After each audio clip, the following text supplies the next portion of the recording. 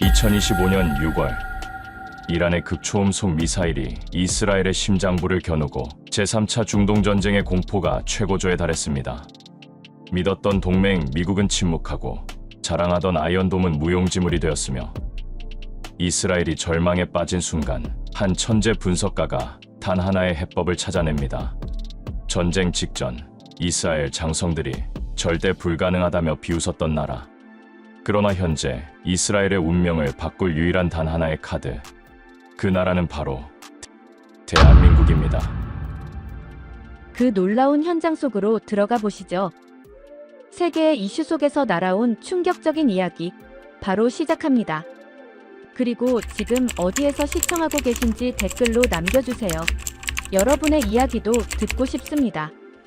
그 전에 잠깐 1초 만에 누를 수 있는 좋아요 버튼을 꾹 눌러주시면 영상 제작에 큰 힘이 됩니다.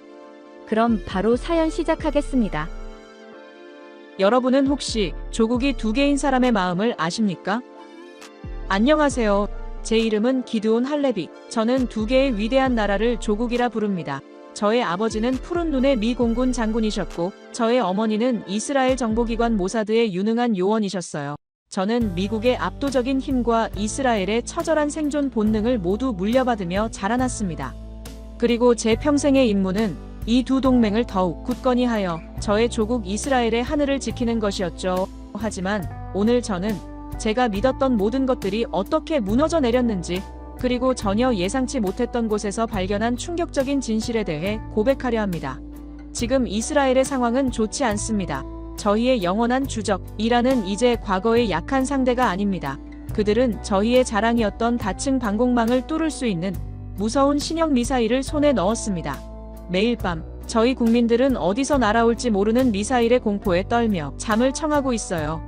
더 절망적인 것은 우리가 유일하게 믿었던 동맹, 바로 저희 아버지의 나라 미국의 태도였는데요. 그들은 이란과의 복잡한 외교 관계를 이유로 저희의 절박한 외침에 때로는 침묵하고 때로는 저희의 군사작전에 제동을 걸기까지 했습니다. 저희는 깨닫고 있었습니다. 이제 우리의 하늘은 우리 스스로의 힘으로 지켜야만 한다는 것을요. 바로 이런 절체절명의 상황 속에서 저는 이스라엘 군사기술 싱크탱크 시에지의 수석 분석가로서 이 위기를 타개할 해법을 찾기 위한 긴급 공중전 시뮬레이션을 시작했습니다. 시뮬레이션의 내용은 간단했는데 이란이 보유한 모든 공군력과 미사일이 이스라엘을 향해 총공세를 펼친다는 최악의 시나리오였습니다.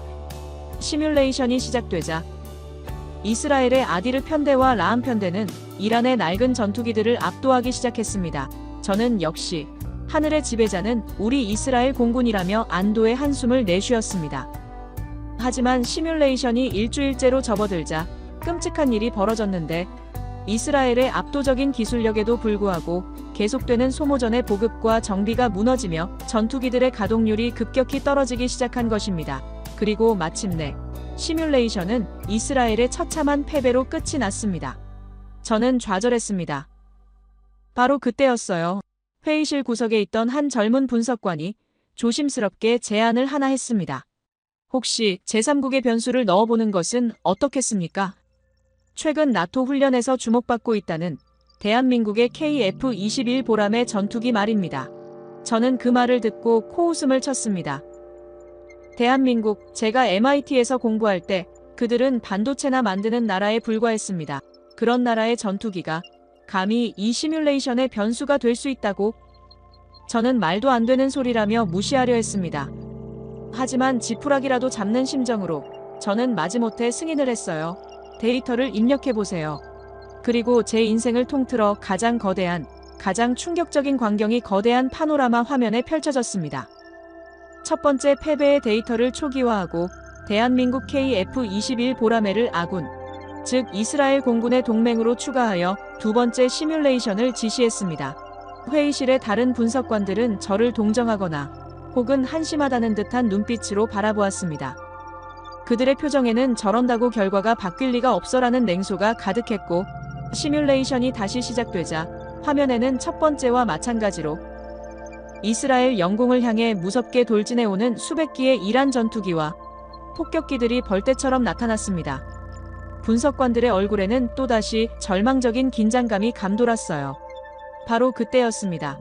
이스라엘 F-35I 조종사들의 헬멧 바이저에 아주 낯선 아군 식별 신호가 나타났는데 그것은 바로 ROKAF 보람의 매끄럽고 날카로운 아이콘이었습니다. 그들은 이란 편대의 레이더망에 잡히지 않는 고도와 사각에서 마치 유령처럼 소리 없이 나타나 이스라엘 편대와 합류했어요. 그 순간 저는 제 눈을 의심했습니다. KF-21이 우리의 링크16 데이터망에 접속하자마자 F-35 조종사들이 보던 전술 화면이 완전히 바뀌어 버렸기 때문입니다. 기존의 복잡하고 난잡하던 데이터들이 순식간에 정리되고 수많은 적기들에는 자동으로 위협 등급과 공격 우선순위가 매겨졌어요. 심지어 각 아군기에게 가장 효율적인 공격 루트와 회피, 기동 경로까지 추천해주기 시작했습니다. 이건 단순한 데이터 연동이 아니었어요. KF-21은 우리의 자랑이던 미제 네트워크를 한순간에 장악하고 전장 전체를 지휘하는 거대한 공중 서버가 되어버린 겁니다. 저는 온몸에 소름이 돋았는데 그들은 우리 시스템에 들어와 도움을 청한 것이 아니라 우리의 낡은 시스템을 강제로 업그레이드 시켜버린 겁니다. 그리고 진짜 사냥이 시작되었습니다. 이란 편대를 향해 KF-21이 먼저 강력한 전자전 공격을 퍼부었습니다. 이란의 낡은 미그기와 수호이, 전투기들의 조종석이 암흑에 휩싸이고 통신망은 불통이 되었어요. 완벽하게 눈과 귀가 먼장님으로 만들어버린 뒤에야 KF-21의 내부 무장창이 열렸습니다. 그 안에서 발사된 수십 발의 장거리 공대공 미사일은 마치 지휘자의 손짓에 맞춰 춤을 추는 오케스트라처럼 각각의 표적을 향해 정확하게 날아갔습니다. 이스라엘 조종사들은 손가락 하나 까딱하지 않았는데 눈앞의 적들이 마치 신의 심판을 받은 것처럼 허공에서 차례차례 불꽃으로 사라지는 경이로운 광경을 목격한 겁니다. 바로 그때 시뮬레이션이 최악의 상황을 가정하여 이란의 지상기지에서 이스라엘의 심장부 텔아비브를 향해 극초음속 미사일 파타흐를 발사했습니다. 화면에 찍힌 예상 경로와 속도를 본 순간 회의실의 모두가 절망했습니다. 요격 불가입니다. 지상의 아이언돔과 다윗의 돌팔매 시스템에서 처절한 경고가 울렸습니다. 우리가 수십조 원을 쏟아부은 최첨단 방공망이 저 미사일 앞에서는 고철 덩어리에 불과하다는 사형 선고였어요. 모든 것이 끝났다고 생각한 바로 그 순간이었습니다. 지금까지 후방에서 조용히 전장을 지휘만 하던 KF-21 한대가 갑자기 미친 듯한 속도로 수직 상승하기 시작했습니다. 그리고는 자체 A사 레이더로 마하 5이 넘는 속도로 떨어지는 FATTAH 미사일의 경로를 정확히 예측해냈어요. 잠시 후 KF-21에서 발사된 장거리 요격 미사일 한 발이 정확히 파타흐 미사일이 도착할 미래의 좌표, 바로 그 허공을 향해 날아갔습니다. 그리고 몇 초 뒤 텔아비브 상공 수십 킬로미터 위에서 이란의 극초음속 미사일은 흔적도 없이 공중 분해되었습니다. 회의실에는 숨막히는 정적과 충격에 휩싸였고 저는 의자에 주저앉아 파르르 떨리는 손으로 마른 입술을 적셨습니다. 지상의 그 어떤 방공망도 해내지 못한 일을 저 멀리 극동에서 온 전투기 한 대가 하늘에서 너무나도 간단하게 해치워버린 겁니다. 이것은 단순한 전투기가 아니었어요. 이것은 전장의 모든 규칙을 파괴하고 새로 쓰는 하늘의 지배자 그 자체였습니다. 저는 더 이상 아무런 말도 할 수 없었는데 이스라엘의 자부심이, 제가 평생을 바쳐 쌓아 올린 모든 기술적 신념이 저 압도적인 광경 앞에서 산산조각 나버렸기 때문입니다. 저는 그날 이후 모든 것을 중단하고 KF-21의 데이터에만 매달렸는데요. 그 숫자들이 거짓말을 하고 있다고 믿고 싶었지만 제가 파헤치면 파헤칠수록 더욱더 무서운 진실만이 저를 기다리고 있었습니다. KF-21은 F-35처럼 완벽한 스텔스는 아니었습니다. 하지만 그것은 한국의 의도된 선택이었습니다. 그들은 완벽한 스텔스라는 환상에 갇혀 속도와 무장 능력을 희생한 우리와는 달랐는데 오히려 들키지 않을 만큼만 숨어서 더 빨리, 더 많이 쏘는 가장 실용적이고 치명적인 해법을 찾아냈던 것입니다. 저는 깨달았습니다. 이것이 바로 제가 그토록 찾아 헤맸던 이스라엘이 놓치고 있던 바로 그 지점이라는 것을요. 저는 이 충격적인 사실을 저를 무시했던 보수적인 공군 장성들에게 보고했습니다. 하지만 그들은 F-35의 스텔스 능력이 있는데 무슨 걱정이냐며 저를 현실 감각 없는 분석가로 취급하며 면박을 줄 뿐이었습니다. 그러나 저는 좌절하지 않았습니다. KF-21의 진짜 무서움이 기체 자체가 아닐 수도 있다는 생각에 이르렀는데, 저는 조사를 계속하면서 마침내 그들의 진짜 비밀병기와 마주하게 되었습니다. KF-21의 진정한 힘은 기체 자체가 아니라 여러 대의 무인 편대기를 지휘하며 함께 싸우는 네트워크 연동 능력에 있었습니다. KF-21 한 대가 여러 대의 로봇 전투기를 거느린 공중의 지휘관 역할을 하는 무서운 시스템이었는데, 저는 그제야 전율하며 깨달았습니다. 우리는 최고의 검 한 자루를 만드는데 집착했지만 한국은 수십 개의 검을 엮어 빠져나올 수 없는 강철 거미줄을 만들었다. 이스라엘이 개별 영웅에 의존할 때 한국은 시스템으로 싸우는 한 차원 높은 전쟁을 준비하고 있었다는 사실에 저는 존경심을 넘어 공포심마저 느꼈습니다. 그날 밤 저는 잠을 이룰 수가 없었어요. 강철 거미줄, 시스템 전쟁, 이 단어들이 머릿속을 떠나지 않고 계속 맴돌았습니다. 이것은 단순히 기술의 발전으로 얻어진 결과물이 아니라는 불길한 예감이 들었어요. 이것은 기술을 넘어선 어떤 거대한 철학의 산물이었습니다. 저는 그 근본을 파헤쳐야만 했고, 그 비밀을 풀지 못하면 우리는 영원히 그들의 뒤만 쫓게 될 것이라는 위기감이 온몸을 휘감았습니다. 다음 날부터 저는 연구소에 틀어박혀 외부와의 모든 접촉을 끊고 오직 한국이라는 나라에만 매달렸어요. 처음에는 현대사부터 훑어보기 시작했습니다. 한국전쟁 이후 그들이 어떻게 미군의 군사교리를 받아들이고 발전시켰는지 분석했어요. 하지만 그 어디에서도 이런 식의 네트워크 중심전에 대한 독자적인 철학은 찾아볼 수 없었습니다. 오히려 그들은 미군의 방식을 충실히 따르는 것처럼 보였어요. 한때는 그들이 러시아나 중국의 비대칭 전력 시스템을 모방한 것이 아닐까 의심도 했습니다. 그러나 제가 가진 모든 정보망을 동원해봐도 KF-21의 시스템은 그 어떤 나라의 것과도 달랐어요. 이것은 명백히 한국 고유의 것이었습니다. 저는 방향을 틀어 그들의 문화를 파고들기 시작했습니다.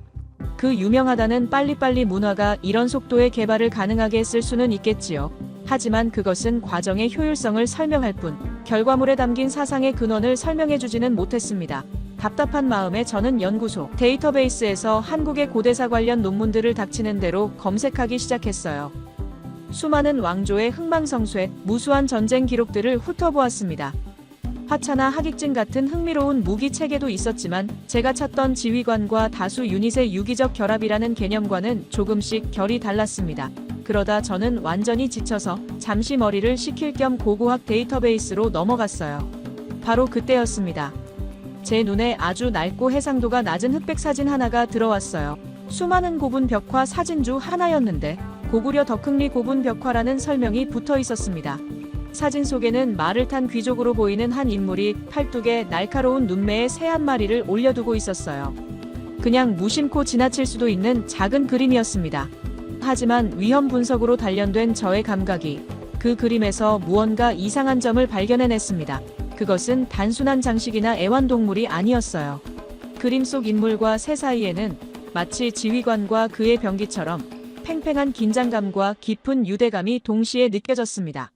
저는 홀린 듯이 검색창에 고구려와 사냥새라는 두 단어를 입력했어요. 그리고 거대한 비밀의 문이 열리기 시작했습니다. 화면에는 매사냥이라는 생소한 단어가 나타났어요. 저는 그 단어를 따라 끝없이 펼쳐진 역사의 흔적들을 추적하기 시작했습니다. 놀랍게도 한국의 매사냥은 단순한 귀족의 취미가 아니었습니다. 고구려 시대부터 그것은 권위의 상징이자 고도로 훈련된 사냥 기술이었어요. 기록은 고려 시대로 이어졌습니다. 고려는 심지어 막강한 제국이었던 몽골과의 외교에서 이 매를 귀한 조공품으로 바쳤다는 기록이 있었어요. 매사냥을 중요하게 여겼던 몽골의 칸들에게 고려의 잘 훈련된 매는 금은 보화보다 더 가치 있는 외교적 자산이었던 겁니다. 저는 이 대목에서 잠시 숨을 골랐습니다. 일개 동물이 한 나라의 외교 자산이 될 정도라니 그 가치와 기술이 상상 이상이었음을 직감할 수 있었습니다. 저의 손가락은 더욱더 빠르게 움직이기 시작했어요. 마침내 저는 조선시대의 기록에 도달했고 거기서 충격적인 사실과 마주하게 되었는데, 조선이라는 나라는 이 매사냥을 국가가 직접 관리하는 하나의 제도로 운영하고 있었습니다. 응방이라는 이름의 전문 관청까지 설치해서 국가 소속의 전문 조련사인 응사를 두고 매를 체계적으로 훈련시키고 관리했다는 기록을 발견했어요. 심지어 그 내용은 왕의 일기를 모아놓은 조선왕조실록에까지 상세히 등장했습니다. 세종이나 성종 같은 왕들이 직접 응사들과 함께 사냥을 즐겼다는 기록, 심지어는 명나라에 보내는 중요한 곡물 목록에 항상 매가 포함되어 있었다는 사실까지 확인했어요. 저는 온몸의 피가 차갑게 식는 것을 느꼈습니다. 이것은 취미의 수준을 넘어선 거의 군사훈련에 가까운 체계성과 중요성을 가지고 있었습니다. 국가가 직접 나서서 하늘을 지배하는 사냥꾼을 육성하고 관리했던 것입니다. 저는 그때까지 알아낸 모든 사실들을 머릿속에서 조합하며 마지막 퍼즐 조각을 찾고 있었어요. 고구려의 귀족, 고려의 외교 자산, 조선의 국가관리 시스템, 응방. 이 모든 것들이 하나의 선으로 이어지고 있었습니다. 바로 하늘을 통제하는 기술이라는 선으로요. 하지만 무언가 이 모든 것을 하나로 꿰뚫는 결정적인 한 방이 부족했어요. 저는 무의식적으로 다시 KF-21의 재원표를 화면에 띄웠습니다. 그리고 그 전투기의 한국식 이름에 시선이 멈췄어요. 보람에 늘 영어 약칭으로만 보다가 처음으로 그 단어 자체에 집중하게 되었습니다. 저는 곧바로 그 단어의 어원을 검색했어요. 그리고 화면에 나타난 몇 글자를 보는 순간 제 심장은 그대로 멎는 것 같았습니다. 온몸에 털이 곤두서는 듯한 전율이 등골을 타고 흘러내렸어요. 보람에 태어난 지 1년이 안 된 사냥용으로 훈련시키는 어린 매. 충격 그 자체였습니다. 이건 우연이 아니었어요. 이것은 명백히 의도된 것이었습니다. 그들은 자신들이 만든 가장 치명적인 전투기에 수백 년, 아니 1000년 넘게 이어져 온 하늘의 사냥꾼의 이름을 그대로 새겨 넣은 겁니다. KF-21함대는 바로 하늘의 지휘관인 매사냥꾼이었어요. 그리고 그 주변에 함께 출격하는 무인기들은 지휘관의 명령에 따라 일사불란하게 움직이며 적을 물어뜯는 수십 마리의 굶주린 사냥매들이었던 겁니다. 저는 그제야 모든 것을 깨달았습니다. 우리가 최고의 검한 자루를 만드는데 집착하는 동안 한국은 검을 휘두르는 사람을, 아니 하늘의 모든 것을 지배하는 사냥꾼 그 자체를 만들어내고 있었던 겁니다. 이 깨달음 앞에서 저는 깊은 좌절감과 함께 감히 대적할 수 없는 존재를 마주한 것 같은 원초적인 공포를 느꼈습니다. 저는 이 엄청난 사실을, 이 거대한 비밀을 더 이상 혼자만 알고 있을 수는 없었어요. 저는 곧장 저를 무시했던 보수적인 공군 장성들에게 두 번째 보고를 요청했습니다. 이번에는 단순히 데이터만 들고 가지 않았어요. 저는 고구려의 벽화 사진부터 조선왕조실록의 번역본, 그리고 보라매라는 단어의 어원까지 제가 밤새워 찾아낸 모든 자료들을 챙겼습니다. 회의실의 공기는 처음보다 더 차가웠습니다. 저를 바라보는 장성들의 눈에는 노골적인 비웃음과 짜증이 섞여 있었어요. 특히 공군 참모차장인 아비 미즈라히 장군은 팔짱을 낀 채 제가 하는 말을 듣는 둥 마는 둥 했습니다. 저는 떨리는 목소리로 브리핑을 시작했어요. KF-21의 기술적 성능을 넘어 그 안에 담긴 한국의 역사와 전투, 철학에 대해 설명했습니다. 매사냥 이야기를 꺼내자 회의실 곳곳에서 헛웃음이 터져나왔고 미즈라히 장군은 제 말을 끊고 말했어요. 기드온, 지금 우리에게 옛날 이야기를 들려주러 온 건가? 우리는 지금 실제 전쟁을 진행 중에 있네. 철없는 분석가의 역사 강의나 들을 시간은 없단 말이야. 다른 장성들도 동조하며 F-35의 스텔스 성능이 모든 것을 해결해 줄 것이라는 기존의 주장을 반복할 뿐이었습니다. 그들의 눈에는 오직 자신들이 보유한 무기에 대한 맹목적인 믿음과 새로운 것에 대한 깊은 불신만이 가득했고, 저는 그들의 두꺼운 벽 앞에서 또다시 좌절해야 했습니다. 그들은 눈앞의 진실을, 아니, 진실을 보려는 노력조차 하지 않았습니다. 회의실을 나온 저는 깊은 무력감에 빠졌습니다. 하지만 포기할 수는 없었어요. 저의 조국 이스라엘이 벼랑 끝에 서 있었기 때문입니다. 이대로 가다가는 우리는 시대에 뒤처진 채 우리가 가장 믿었던 무기의 환상 속에서 자멸하게 될 것이 뻔했습니다. 저는 제 사무실로 돌아와 제 모든 것을 건 마지막 보고서를 작성하기 시작했어요. 저를 무시했던 그 오만한 장군들의 코를 납작하게 만들어 반박할 수 없는 데이터와 논리로 가득 채운 보고서를 말입니다. 보고서의 제목은 이렇게 정했습니다. 우리의 하늘은 더 이상 안전하지 않다. 왜 KF-21 보라매는 F-35의 천적인가? 저는 보고서 첫 장에 F-35가 단독으로 임무를 수행할 때와 KF-21이 무인 편대와 함께 임무를 수행할 때의 교전 결과를 수백 번 반복한 시뮬레이션 데이터를 그래프로 그려 넣었습니다. 결과는 처참했어요. 생존율은 비교조차 되지 않았습니다. 저는 보고서에 KF-21의 네트워크 중심전 개념이 F-35의 스텔스 중심전을 어떻게 단계별로 무력화시키는지를 아주 상세하고 냉정하게 서술했습니다. 첫째, KF-21의 무인기들이 넓게 퍼져 정찰망을 형성하면 F-35는 스텔스 기능을 활용해 그 안으로 침투하더라도 결국 그 그물망 안의 어딘가에서는 흔적을 남길 수밖에 없다는 점.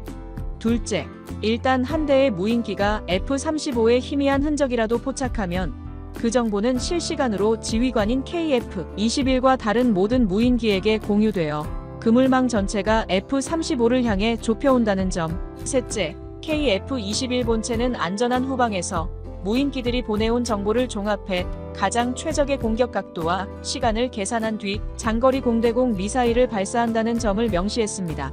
이것은 마치 최고의 암살자가 목표물에 접근하기도 전에 수십 개의 눈을 가진 사령관에게 발각되어 저격당하는 것과 같은 형국이었어요. 그리고 저는 보고서의 마지막 결론에 이렇게 썼습니다. F-35는 최고의 암살자다. 하지만 KF-21은 전쟁 그 자체를 지휘하는 사령관이다. 명심해야 한다.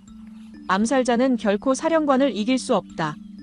제 보고서는 이스라엘 국방부의 그야말로 거대한 폭탄을 터뜨린 것과 같은 파장을 일으켰는데 공군 장성들은 격렬하게 반발하며 보고서의 신뢰성을 폄하하려 했지만 제가 제시한 수백 번의 시뮬레이션 결과 데이터는 너무나도 명백하고 압도적이었습니다. 결국 이 문제는 국방부 장관과 총리까지 참석하는 국가 안보의 최고 결정 기구인 이스라엘 국방전략위원회의 정식 안건으로 상정되었습니다. 위원회가 열리던 날 저는 제 인생에서 가장 중요한 발표를 앞두고 있었습니다. 저희 분석과 주장이 이스라엘 공군의 미래, 아니 이스라엘의 운명 자체를 바꿀 수도 있었기 때문입니다. 저는 위원회에 참석한 모든 이들 앞에서 마지막으로 이렇게 제안했습니다. 이제 우리도 스텔스 기술에 대한 맹신을 버려야만 합니다. 그리고 한국처럼 유무인 복합 전투 체계 개발에 우리의 모든 것을 쏟아부어야 합니다. 지금 당장 한국의 특별기술팀을 보내야 합니다. 그들의 강철 거미줄을, 아니, 그들의 매사냥을 배워야만 합니다. 저의 제안에 회의장은 찬물을 끼얹은 듯 조용해졌습니다. 총리와 국방부 장관을 비롯한 민간 위원들의 눈빛은 충격과 고민으로 흔들리는 것이 보였어요. 하지만 아비 미즈라히 장군을 비롯한 공군 수뇌부의 얼굴은 분노로 굳어 있었습니다. 미즈라히 장군은 자리에서 일어나 저를 노려보며 말했어요. 검증되지 않은 아시아 국가의 기술에 우리 조국의 운명을 맡기자는 겁니까? 기드온 박사, 당신은 지금 제정신이 아니에요. 우리에게는 세계 최강의 동맹인 미국과 그들이 만든 최고의 전투기 F-35가 있습니다. 이것만이 유일한 해법입니다. 그의 주장은 여전히 단단했고 현실의 위협보다는 오랜 동맹 관계와 익숙한 무기 체계에 대한 믿음이 더 커 보였습니다. 결국 격렬한 논쟁 끝에 위원회는 결론을 내리지 못했습니다. 그들은 해당 사안의 중요성을 감안하여 추가적인 검토를 위한 특별위원회를 구성한다는 애매한 결정을 내리고 회의를 끝마쳤습니다. 그것은 사실상 아무것도 하지 않겠다는 전형적인 시간 끌기용 관료적 답변이었어요. 저는 회의실을 나오며 깊은 무력감과 분노를 느꼈습니다. 지금 이 순간에도 이란의 위협은 계속되고 있는데 저들은 여전히 낡은 자존심과 정치적 계산에 빠져 있었습니다. 저는 몇 달 전 폴란드의 국방장관이 했던 연설을 떠올렸어요. 폴란드는 안보 위협 앞에서 모든 자존심을 버리고 가장 빠르고 확실한 해법을 가진 나라, 바로 한국의 손을 잡았습니다. 그런데 지금 저희 조국은 무엇을 하고 있나요? 눈앞에 있는 명백한 생존의 길을 보고도 우리가 최고라는 오만함과 낡은 관성에 갇혀 스스로 걷어차 버리고 있습니다. 이것이야말로 이스라엘이 저지르는 가장 큰 실수가 아니고 무엇인가요? 우리가 이렇게 망설이는 동안 다른 나라들은 한국의 무기를 사기 위해 줄을 서고 있고 한국은 그야말로 돈방석에 앉고 있습니다. 그 돈은 곧 더 무서운 무기 시스템으로 발전하여 우리와의 격차를 더욱 벌리게 될 겁니다. 저는 두렵습니다. 우리가 결국엔 생존할 수 있는 마지막 기회마저 놓치고 마는 것은 아닌지 말입니다. 제가 겪은 이 모든 경험을 통해 저는 한국가의 진정한 힘이 어디서 오는지 다시 한번 생각하게 됩니다. 그것은 단순히 좋은 무기를 가졌다는 자신감이 아니라 현실을 냉정하게 직시하고 생존을 위해 자존심마저 버릴 수 있는 처절한 지혜에서 비롯되는 것이었습니다. 대한민국은 지난 수십 년간 바로 그런 지혜로 불가능을 가능으로 만들어 온 나라입니다. 가진 것 없던 그 시절, 폐허 위에서 일어선 그들은 피와 땀으로 기적을 일구었고 굴곡진 역사 속에서도 결코 굴복하지 않았으며 오히려 고통을 디딤돌 삼아 세계를 향해 나아간 민족입니다. 그리고 이제 그들은 하늘을 지배하는 힘까지 스스로 완성해냈죠. 더 이상 남의 것을 따라가는 나라가 아니라 이제는 세상의 기준을 스스로 만들어가는 위대한 기술 강국이 된 것입니다. 그들은 우리가 반드시 배워야 하고 함께해야 할 파트너이지만 그 찬란한 미래를 함께할 수 있는 기회는 어쩌면 우리가 영영 놓치게 될지도 모르겠습니다. 그들의 속도는 상상을 초월하고 열정은 멈출 줄 모르며 우리가 망설이는 사이에 이미 미래를 현실로 바꾸고 있기 때문입니다. 이제 우리는 질문을 마주해야 합니다. 그들과 함께할 준비가 되어 있는가? 아니면 또다시 기회를 눈앞에서 놓칠 것인가? 제 이야기를 끝까지 들어주셔서 감사합니다. 모두 안녕히 계세요. 오늘의 사연 어떻게 들으셨나요? 한때 세계 최강의 기술력을 자부했던 나라의 절박한 분석가 한 사람이 조국의 운명을 걸고 돌린 시뮬레이션에서 끔찍한 진실과 마주하는 이야기였죠. 모두가 불가능하다고, 방법이 없다고 고개를 저을 때 전혀 예상치 못했던 나라. 바로 우리나라 대한민국이 그 해법을 가지고 있었습니다. 이건 단순히 더 좋은 전투기 하나를 만들었다는 이야기가 아닌 것 같아요. 어쩌면 이건 수십 년, 아니 수백 년 동안 수많은 위기 속에서 어떻게든 생존하는 법을 치열하게 고민해온 우리만의 방식이 가장 현대적인 기술과 만나서 폭발한 결과가 아닐까요? 최고의 무기 하나에만 집착하는 대신 그 무기들을 끈끈하게 엮어서 빠져나올 수 없는 거대한 시스템을 만드는 지혜. 남들이 보지 못하는 허점을 날카롭게 파고드는 감각. 바로 이런 것들이 지금 K-방산이라는 기적을 만들고 있는 진짜 힘이 아닐까 싶습니다. 사연 속 이스라엘은 결국 자존심 때문에 눈앞의 마지막 기회를 놓치게 될지도 모릅니다. 정말 안타까운 일이죠. 최고의 해답을 눈앞에 보고도 스스로 눈을 가려버린 셈이니까요. 만약 여러분이 그 분석가였다면 혹은 이스라엘의 지도자였다면 어떤 선택을 하셨을 것 같나요? 여러분의 생각을 아래 댓글에 남겨주세요. 곧이어 다음 영상으로 이어집니다.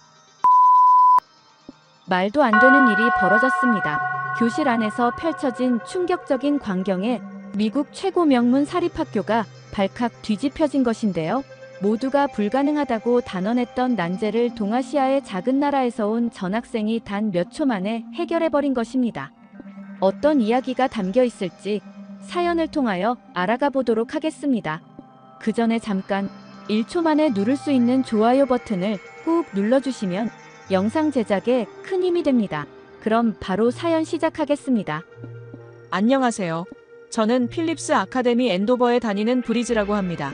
이곳은 매사추세츠에 위치한 명문 사립고등학교인데 하버드나 예일대 같은 아이비리그 진학률이 높아서 모든 학생들이 치열하게 공부하는 곳이에요. 그런데 최근 우리 학교에 충격적인 소문이 퍼지기 시작했어요. 한국에서 온 수학 천재가 전학 온다는 소식이었습니다. 솔직히 처음엔 그저 흘려들었어요. 매년 여러 전학생들이 오고 가고 천재라는 소문도 있었지만 대부분 과장된 이야기였죠. 게다가 한국이라는 나라에 대해 특별한 관심도 없었습니다. 미국에서는 그저 아시아의 작은 나라로만 인식되고 있었으니까요. 그런데 이번엔 뭔가 느낌이 달랐는데 학교 복도를 지날 때마다 모든 친구들이 전학생에 대한 이야기로 파헤쳐 보려는 듯 열띤 대화를 나누고 있었죠. 전학생이 한국과학영재학교 출신이래. 올림피아드에서 금메달도 땄다던데. 어휴, 그런 학교 다니다 왜 여기까지 왔대? 아마 대기업 임원인 부모님 따라왔겠지. 이런 말들이 오갔어요. 우리 학교에는 수학 여왕이라 불리는 첸멍이라는 중국계 미국인 학생이 있었습니다. 첸멍의 아버지는 부동산 개발업자로 엄청난 부자였고 학교에 거액을 기부해 전교생에게 최신 공학용 계산기를 선물할 정도로 영향력이 있었죠. 첸멍은 다른 이유로도 유명했는데 중화민족주의 사상이 강해서 언제나 중국이 아시아의 중심이라고 주장하곤 했어요. 미국인 어머니 덕분에 영어도 완벽했고 모든 과목에서 최고 성적을 자랑했습니다. 드디어 그 소문의 주인공이 나타난 날, 점심시간이 조금 지난 때였어요. 선생님이 교실 문을 열고 그 속에 또 다른 세계에서 온 듯한 소녀를 소개했습니다. 저 애가 그 소문의 수학 천재야. 또 아시아 천재라니 자기 나라에서 더 좋은 기회가 없었나? 청년들의 시선은 호기심과 경계심이 뒤섞여 있었어요. 저도 하나를 지켜보며 은근히 기대감이 들기 시작했습니다. 수학이라면 눈에 불을 켜는 챗멍이었지만 하나는 그와는 다른 느낌이었어요. 챗멍이 늘 자신의 우월함을 드러내려 했다면 하나는 조용히 자신의 실력을 숨기는 듯했죠. 앞으로 두 사람 사이에 어떤 상황 자체가 펼쳐질지 무척 궁금했습니다. 하나가 학교에 온 지 일주일 정도 지났을 때 아무도 예상치 못한 사건이 벌어졌는데요. 이 사건은 우리 학교에 큰 변화의 바람을 불러일으켰고 모두가 동참하게 되는 새로운 열풍의 시작이었습니다. 수학 시간에 믿을 수 없는 일이 벌어진 것이죠. 브라이언 선생님은 생각보다 어려운 계산 문제들을 칠판에 적으며 난감한 표정의 학생들을 둘러보았어요. 이 문제 풀어볼 사람? 교실은 정적에 휩싸였고 대부분의 학생들은 고개를 숙이거나 창밖을 바라보며 선생님과 눈을 마주치지 않으려 했습니다. 챗멍조차 평소와 달리 자신 없는 표정으로 책상만 내려다보고 있었어요. 선생님은 한숨을 쉬더니 갑자기 생각났다는 듯 미소를 지었습니다. 이번에 전학 온 하나 학생이 한번 풀어볼까? 한국에서 수학을 잘했다고 들었는데. 하나는 갑작스러운 지목에 살짝 놀란 표정이었어요. 천천히 자리에서 일어나 칠판 앞으로 걸어갔습니다. 챗멍은 속으로 비웃었죠. 저런 문제는 계산기 없인 불가능한데 저 새로 온 애도 당황하겠군. 하나는 부끄러움에 붉어진 얼굴로 차분히 문제를 응시했어요. 문제는 단순해 보였으나 여러 숫자들이 복잡하게 얽혀 있어서 빠르게 계산하기에 벅찼을 텐데 하나는 잠시 눈을 감았다가 또렷한 목소리로 답했습니다. 정답은 457입니다. 교실이 순간 얼어붙었어요. 브라이언 선생님도 놀란 표정으로 하나를 바라보더니 고개를 끄덕였습니다. 맞았어요. 계산기 없이 바로 답을 맞추다니 놀랍네요. 한국에서 수학을 그렇게 잘했다더니 정말 사실이군요. 이게 다른 이유로 더 충격적이었던 것은 다음 순간이었는데 챗멍이 믿을 수 없다는 표정으로 갑자기 손을 들어 말했습니다. 선생님, 제가 준비한 중국 올림피아드 문제가 있는데 하나가 풀 수 있을지 한번 보고 싶습니다. 선생님은 잠시 고민하다 승낙했고 챗멍은 그 속에 또 다른 의도를 품은 미소를 지으며 자신이 준비한 종이를 하나에게 건넸어요. 이건 중국 최고 영재들도 어려워하는 문제야. 이번엔 틀림없이 당황하겠지. 문제는 더 복잡해 보였지만 하나는 놀랍게도 잠시 생각한 후 챗멍의 방식보다 더 효율적인 방법으로 문제를 해결했습니다. 이 문제는 이렇게 접근하면 더 쉽게 풀 수 있어요. 하나의 설명을 듣고 브라이언 선생님조차 감탄했어요. 정말 훌륭한 접근법이군. 중국식 문제도 한국식으로 해결하다니 놀랍네요. 교실 뒤에 앉아있던 챗멍의 얼굴이 순간 일그러졌습니다. 상황 자체가 예상과 달라진 거죠. 챗멍은 단순한 놀라움이 아닌 불쾌감이 역력한 표정으로 자리에 앉았어요. 자신이 가장 자신있게 준비한 문제마저 쉽게 해결된 것이 믿기지 않았던 겁니다. 친구들 사이에서는 수군거림이 커져갔죠. 한국에서는 다들 이렇게 암산을 잘하는 거야? 저도 궁금증이 생겨 하나에게 물어보고 싶었지만 하나는 질문 공세에 휘말리지 않으려는 듯 고개를 약간 숙인 채 미소만 지었어요. 다음 수업 시간 챗멍은 선두에 서서 하나를 흔들어 놓겠다는 듯 일부러 옆자리에 앉았습니다. 한국 사람들은 계산기 없이 문제를 그렇게 빨리 푸는지 정말 신기해. 그렇게까지 보여줄 필요 있었어? 하나는 별다른 반응 없이 조용히 미소만 지었어요. 이에 챗멍은 더 도발적으로 말했습니다. 내가 보기엔 다 쇼에 불과한 것 같은데 진짜 이유는 뭐지? 너희 나라에서는 계산기를 살 돈도 없어서 그런 거야? 하나의 얼굴이 살짝 붉어졌지만 수긍하지 않고 노트를 꺼내 수업에 집중했어요. 챗멍의 말투에서 느껴지는 경쟁심과 불편한 태도는 더 이상 하나를 가만두지 않겠다는 경고와 같았습니다. 수업이 끝나고 카페테리아에 모인 친구들은 하나와 챗멍의 팽팽한 신경전에 대해 이야기했어요. 챗멍이 하나를 질투하는 것 같아. 아무리 그래도 전학생한테 이렇게까지 심한 말을 하다니. 그러나 하나는 가볍게 웃으며 넘어가더군요. 내면이 정말 단단한 아이구나 하고 느꼈습니다. 또 다른 큰 사건은 일주일 후에 벌어졌어요. 학교 곳곳에 AMC 대회 출전자 선발 공지가 붙은 것인데 이 대회는 미국 내 권위 있는 전국 수학대회로 우수한 성적을 거둔 학생들은 MIT나 하버드 같은 아이비리그 대학에서 주목받게 됩니다. 출전자는 학교당 단 한 명뿐이었고 그동안 이 자리는 늘 챗멍의 차지였죠. 하지만 이번엔 모두가 하나의 실력을 목격했기에 상황이 달라졌어요. 챗멍은 자신의 자리가 위협받는 것을 느끼고 믿기 힘든 일을 벌였는데 점심시간에 그녀는 하나에게 다가가 의미심장한 미소를 지으며 비꼬듯 말했습니다. 이번 AMC는 내가 나갈 거니까 시간 낭비하지 않는 게 좋을 거야. 그러더니 작심 발언을 이어갔어요. 우리 아버지는 이 학교 최대 기부자야. 이사회에도 영향력이 있고 내 하버드 자리는 이미 예약되어 있어. 너 같은 전학생이 끼어들 자리는 없다고. 하나는 챗멍의 도발에 당황했지만 차분히 대답했습니다. 나는 부모님의 배경이나 돈이 아닌 내 실력으로 인정받고 싶어. 이 말에 챗멍은 더욱 비웃으며 말했어요. 한국에서 온 지 얼마 되지도 않은 너한테는 미국 대회 스타일도 낯설 텐데 내 실력이 어디 있는지 보자고. 그날 이후 챗멍의 모습은 완전히 달라졌습니다. 평소와는 다르게 수업이 끝나면 친구들과 어울리던 챗멍이 매일 도서관에 남아 공부하기 시작했어요. 하지만 그녀의 진짜 목적은 따로 있었죠. 어느 날 점심시간에 저는 우연히 챗멍이 친구들과 나누는 은밀한 대화를 엿듣게 되었어요. 얘들아, 아까 말한 대로 도서관에 있는 AMC 준비 문제집을 모두 빌려가. 챗멍이 작은 목소리로 지시하는 소리가 들렸습니다. 근데 챗멍, 정말 다 빌려가야 해? 그건 너무 비합리적인 수법 아닐까? 한 친구가 망설이며 물었지만 챗멍은 차가운 표정으로 그냥 내가 시키는 대로 해. 그냥 빌려만 가면 돼 라고 단호하게 말했어요. 그녀의 표정에는 비열한 웃음이 서려 있었습니다. 곳곳에서 챗멍의 꼼수가 펼쳐지기 시작한 거죠. 그날 오후 하나는 평소처럼 도서관에 가서 AMC 준비 자료를 찾았지만 필요한 모든 책이 사라져 있었어요. 하나가 혼란스러워하며 서가를 뒤적거리는 모습이 보였습니다. 사서에게 물어봤지만 모두 대출 중이라는 답만 돌아왔죠. 더 놀라운 것은 챗멍이 도서관 구석에서 빌린 책들을 쌓아두고 일부러 하나가 보이게 공부하는 모습이었어요. 하나는 당황했지만 굴하지 않고 인터넷 자료로 공부하기 시작했습니다. 챗멍의 방해는 여기서 그치지 않았어요.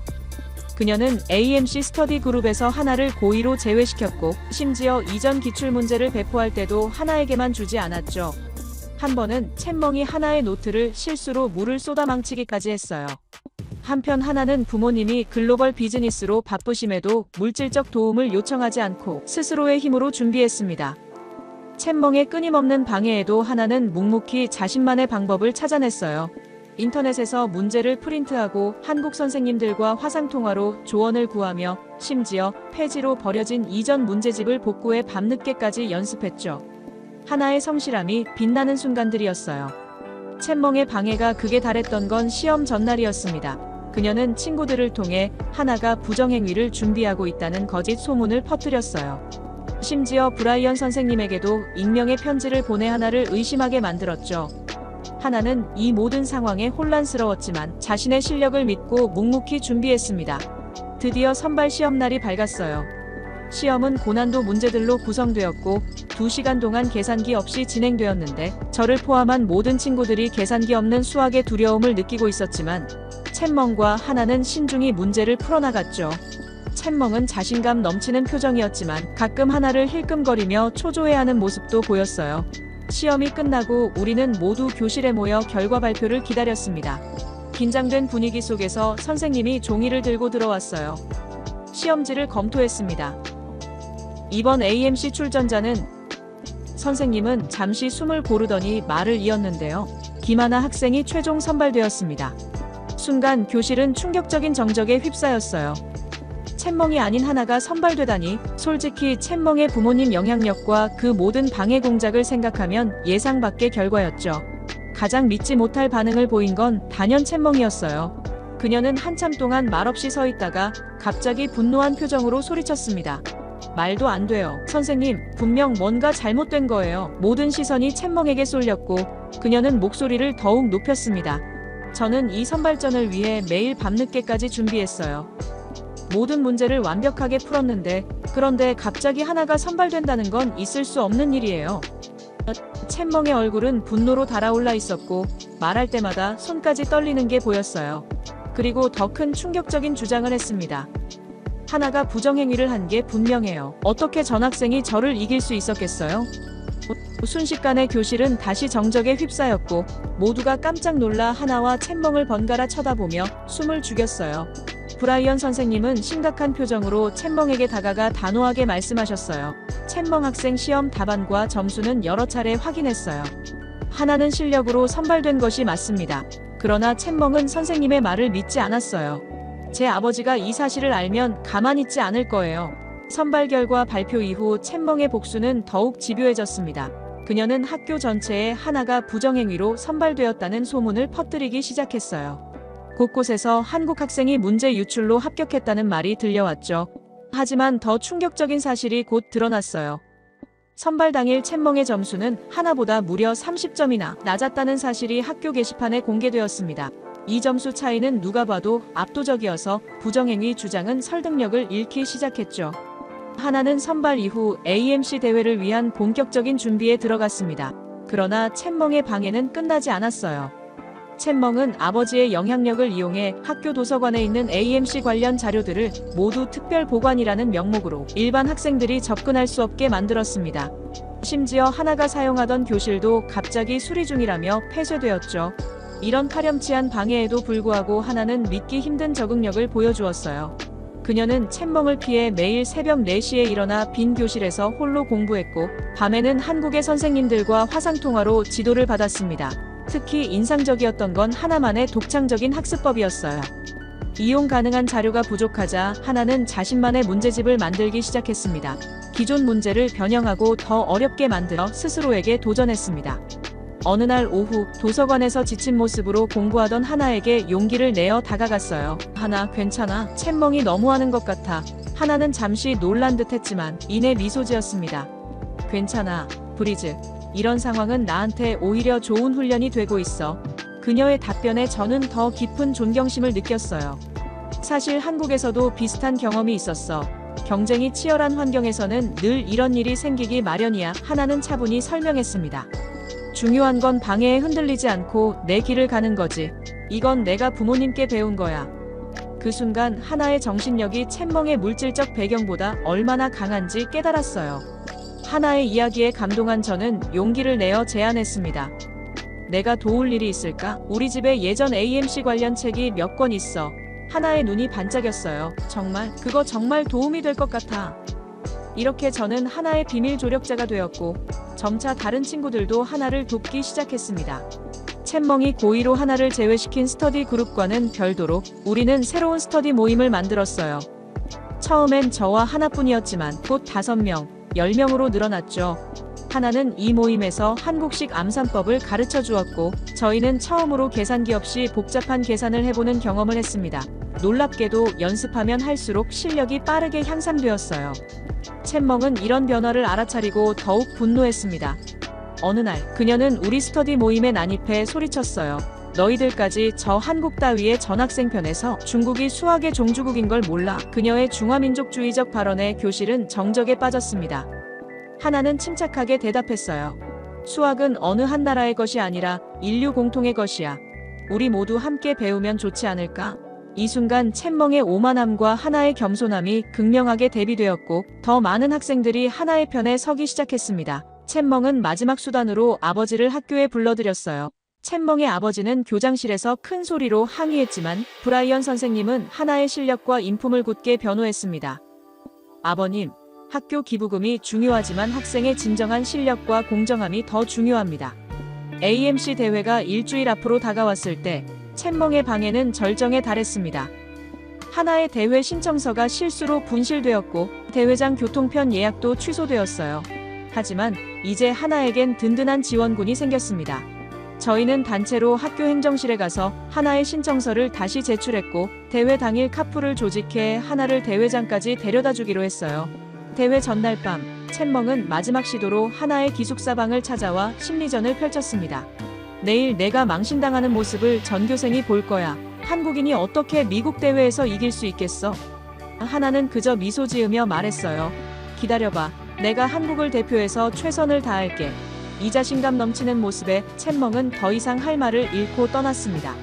대회 당일 아침, 저희는 소형 버스를 빌려 하나를 응원하러 대회장으로 향했어요. 하나의 눈빛은 그 어느 때보다 단단했고, 그 모습을 보며 우리 모두는 왠지 모를 자신감을 느꼈습니다.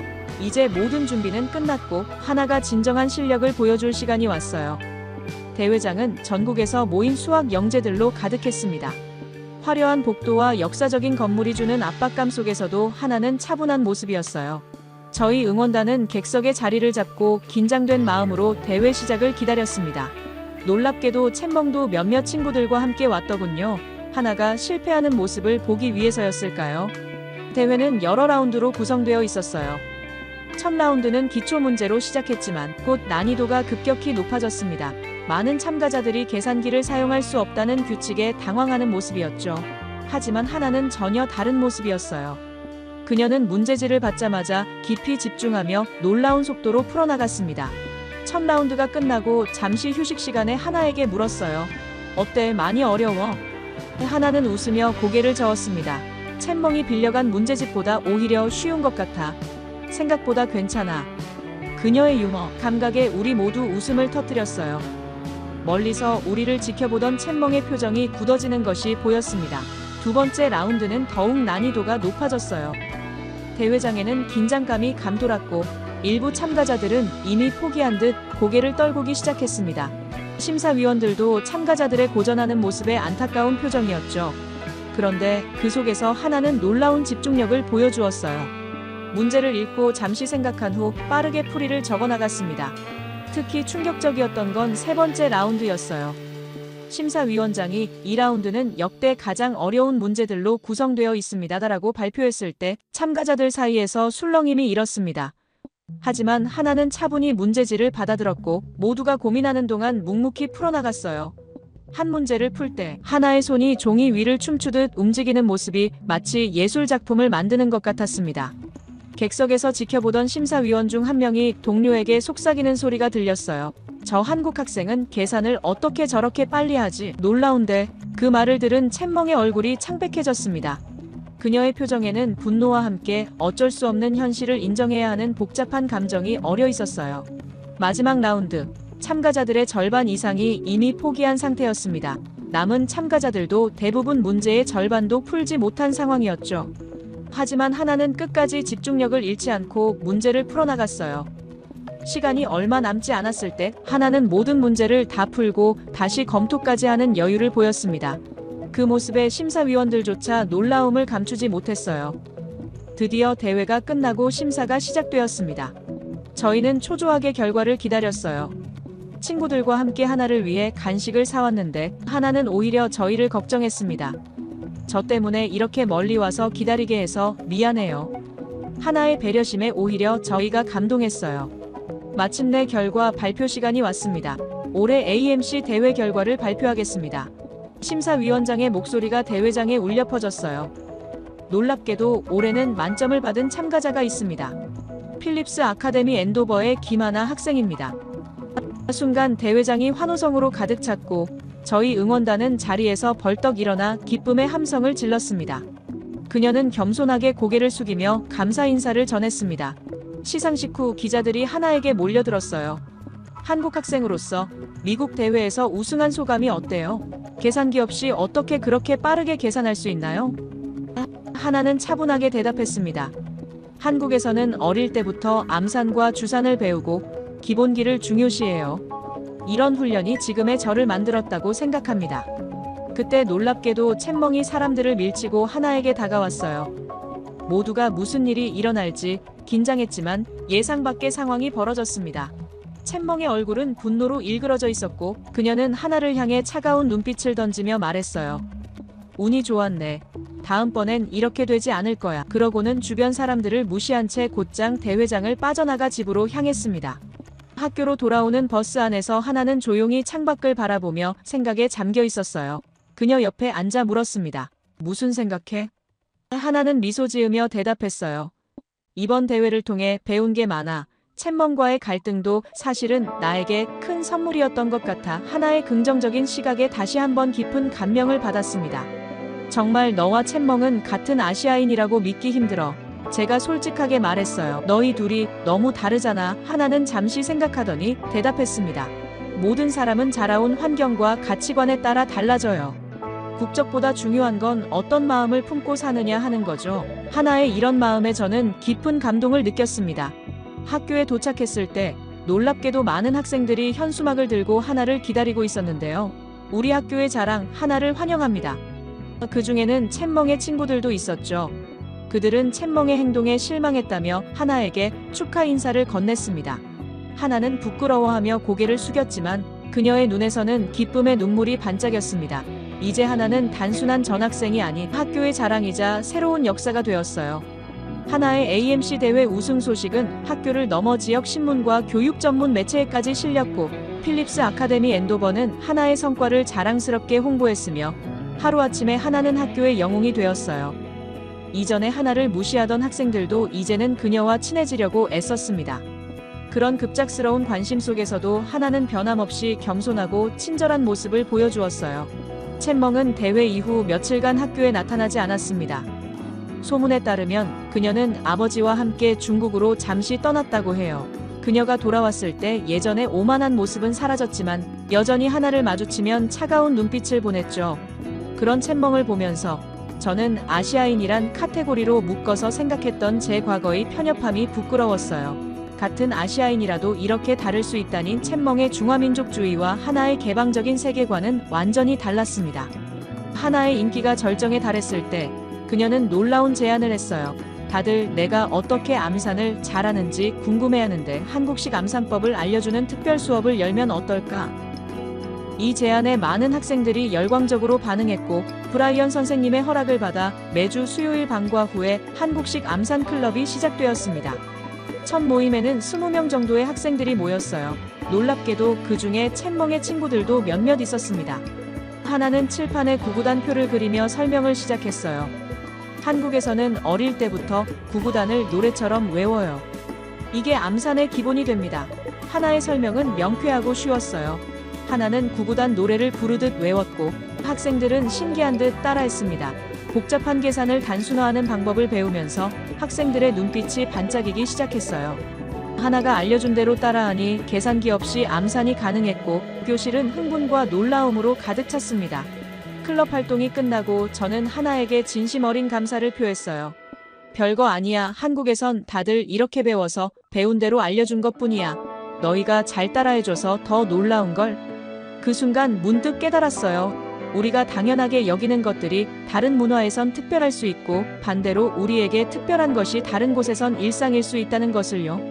한국식 암산 클럽은 점점 인기를 얻어 곧 50명이 넘는 학생들이 참여하게 되었고, 심지어 다른 반 선생님들까지 관심을 보이며 참관하기 시작했습니다.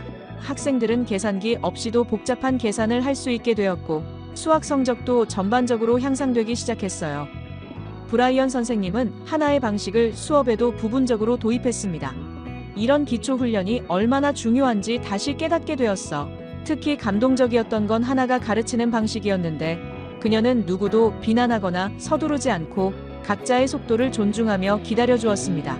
이런 하나의 태도는 학교 분위기를 조금씩 바꿔나갔어요. 이전의 치열한 경쟁 대신 서로 도우며 함께 성장하는 문화가 자리 잡기 시작했죠. 경쟁도 중요하지만 함께 배우는 즐거움도 있어요. 하나의 말은 우리 모두에게 새로운 관점을 제시했습니다. 가장 놀라운 변화는 챗멍에게서 일어났는데요. 어느 날 그녀가 한국식 암산 클럽 문 앞에 서 있는 것을 발견했습니다. 망설이는 듯 했지만 결국 용기를 내어 들어왔어요. 교실은 순간 조용해졌고 모두의 시선이 챗멍에게 쏠렸습니다. 하나는 잠시 놀란 듯 했지만 곧 따뜻하게 미소 지으며 말했어요. 챗멍은 조용히 뒷자리에 앉아 하나의 설명을 경청했고, 의외로 빠르게 한국식 암산법을 습득했습니다. 수업이 끝난 후 그녀는 하나에게 다가가 작은 목소리로 말했어요. 중국에도 비슷한 방법이 있어. 다음엔 내가 보여줄게. 하나는 기쁘게 고개를 끄덕였습니다. 그 후로 챗멍은 종종 자신의 중국식 계산법을 공유했고, 하나와 함께 아시아 암산법이라는 이름으로 클럽을 발전시켰어요. 두 문화의 장점을 결합한 이 방식은 학생들에게 더 큰 효과를 가져왔습니다. 챗멍의 중화민족주의는 여전했지만 이제는 배타적이기보다 자부심의 형태로 표현되었고, 하나의 개방적 세계관과 적절한 균형을 이루게 되었죠. 학기가 끝나갈 무렵 브라이언 선생님은 학교 전체 조회 시간에 특별한 발표를 했습니다. 이번 학기 우리 학교의 수학 성적이 지난 10년간 가장 높은 향상을 보였습니다. 이것은 김하나 학생이 이끄는 암산 클럽의 공로가 큽니다. 모두가 박수를 치며 하나를 축하해 주었어요. 그날 저녁 하나와 도서관에서 공부하며 제가 물었습니다. 하나, 솔직히 챗멍이 그렇게 너를 방해했는데도 어떻게 그렇게 너그러울 수 있었어? 하나는 잠시 생각에 잠기더니 이야기했습니다. 모든 사람에겐 자신만의 이야기가 있어. 챗멍도 그냥 자기 방식대로 최선을 다한 거라고 생각해. 그리고 진짜 중요한 건 과거가 아니라 지금 우리가 어떻게 하느냐는 거니까 결과로는 만족해. 하나의 말에 깊은 울림을 느꼈습니다. 미국에서 태어나고 자란 제가 오히려 편협했던 반면 한국에서 온 하나는 더 넓은 세계관을 가지고 있었어요. 하나가 보여준 성실함과 겸손함, 그리고 어떤 상황에서도 자신의 가치를 잃지 않는 모습은 많은 학생들에게 한국 문화에 대한 존경심을 불러일으켰습니다. 그리고 저는 깨달았어요. 진정한 천재는 단순히 수학을 잘하는 사람이 아니라 자신의 지식을 나누고 다른 이들이 함께 성장할 수 있도록 도와주는 사람이라는 것을요. 하나는 그런 의미에서 진정한 천재였습니다. 그녀의 이야기는 우리 학교의 전설이 되었고 지금도 하나 효과라고 불리며 전해지고 있어요. 지금 저는 하버드에서 동아시아학을 전공하고 있습니다. 하나와의 만남이 제 인생의 방향을 바꿔놓았죠. 우리는 여전히 연락을 주고받으며 서로 다른 문화 속에서 배움을 이어가고 있어요. 여러분도 혹시 새로운 문화나 사람을 만났을 때 편견 없이 열린 마음으로 대해보세요. 예상치 못한 배움과 성장의 기회가 될 수 있으니까요. 끝까지 제 이야기를 들어주셔서 감사합니다. 모두 안녕히 계세요. 오늘의 사연 어떻게 들으셨나요? 미국 명문 학교에서 펼쳐진 두 천재 학생의 경쟁과 화해 과정이 참 인상적이었습니다. 서로 다른 문화적 배경을 가진 학생들이 처음에는 대립했지만 결국 서로의 장점을 인정하고 함께 성장하는 모습이 감동적이었는데요. 계산기 없이도 문제를 해결하는 동양의 암산법은 단순한 기술이 아닌 인내와 기본기의 중요성을 일깨우는 계기가 되었습니다. 여러분도 혹시 다른 문화에서 배운 특별한 방법이나 지혜가 있으신가요? 여러분의 생각을 아래 댓글에 남겨주세요. 그리고 감동적인 사연을 주변 사람들과 공유하고 함께 이야기 나눠보세요. 마지막으로 1초밖에 걸리지 않는 구독과 좋아요, 알림 설정은 영상 제작에 큰 힘이 됩니다. 지금까지 감동을 담아 여러분께 진심을 전하는 감동담기였습니다. 오늘 하루도 행복한 하루 보내세요.